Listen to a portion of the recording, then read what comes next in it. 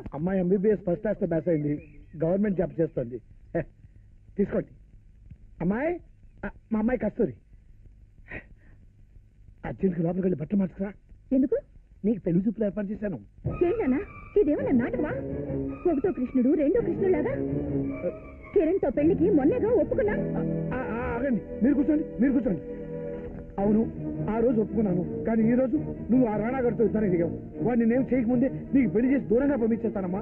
నేను పెళ్ళంటూ చేసుకుంటే కిరణ్ చేసుకుంటాను. వీల్లేదు. ఎందుకని? ఒకప్పుడు నీకు నచ్చిన వాడేగా. అది ఆ రాణాగారి దగ్గర పనిచేస్తున్నాడని తెలియక ముందు. అదే నీ అభ్యంతరం అయితే రాణా దగ్గర కిరణ్ ఉద్యోగం మానేస్తాడు.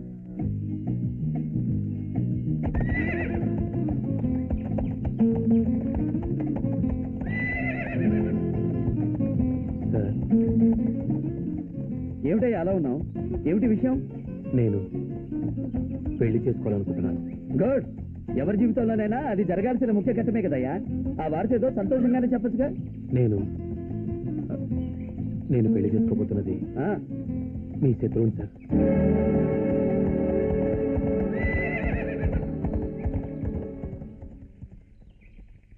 కస్తూరి, డాక్టర్ కస్తూరి.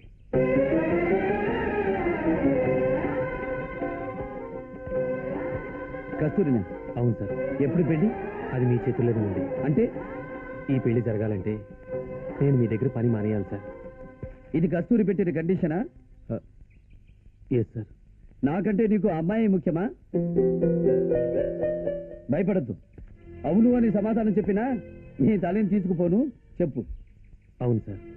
పిచ్చివాడ, ఆడదాని మీద వ్యామోహం జీవితాల్ని తలకిందులు చేస్తుంది. నాది వ్యామోహం కాదు సార్, ఆరాధన. అది 4 రోజులే.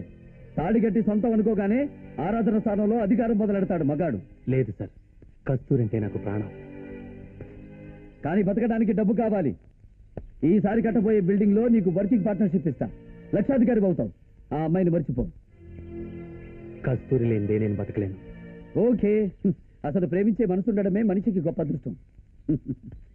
నువ్వు వెళ్ళిపోవచ్చు. ఆగు. నీ పెళ్లి నా చేతుల మీదుగా జరిపిస్తాను. రుణం తీర్చుకోవాలయ్యా. నా దగ్గర చాలా కాలం పనిచేశావు కదా. Thank you sir, thank you.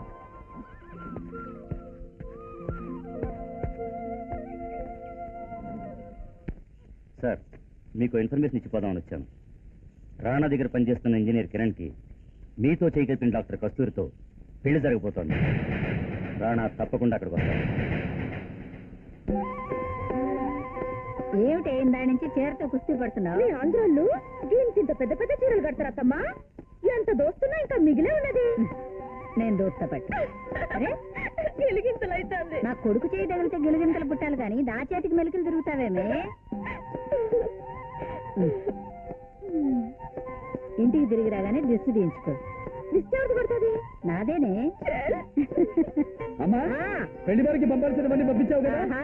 చీరలు సారలు అన్నీ పంపించాను. ఏమీ మర్చిపోలేదు కదా? ఏమీ మర్చిపోలేదు. ఏమీ లోటు రాకూడదు. ఏ లోటు రాదులే బాబు. అవును, ఏదో అడుగుతామని మర్చిపోయాను. తాళి పంపావు కదా. తాళి లేకుండా పెళ్ళేలా అవుతుందిరా.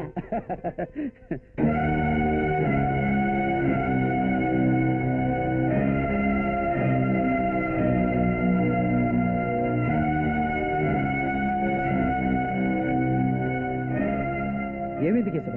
కస్తూరి గారు ఇవేవీ అక్కర్లేదు, తిరిగి తీసుకెళ్ళమన్నారు. ఇంకో మాట కూడా చెప్పమన్నారు. మీరు ఈ పెళ్లికి రావడానికి వీల్లేదన్నారు. వస్తే పీటల మీద నుంచి లేచి వెళ్ళిపోతానన్నారు.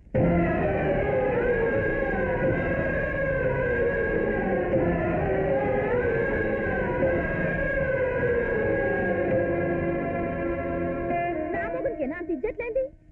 నువ్వు పోకయ్యా, పో అత్తమ్మా. నడువులోనికి దిష్టి తగిలింది నాకు కాదు, నీ కొడుక్కి. ఆయనకు దియ్యి దిష్టి.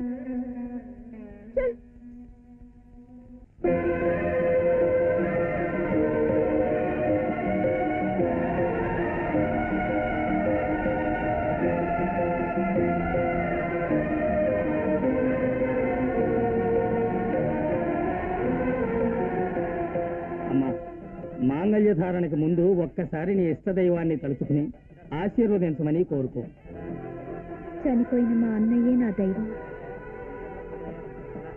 పైనుంచి నన్ను దీవిస్తూనే ఉంటాడు.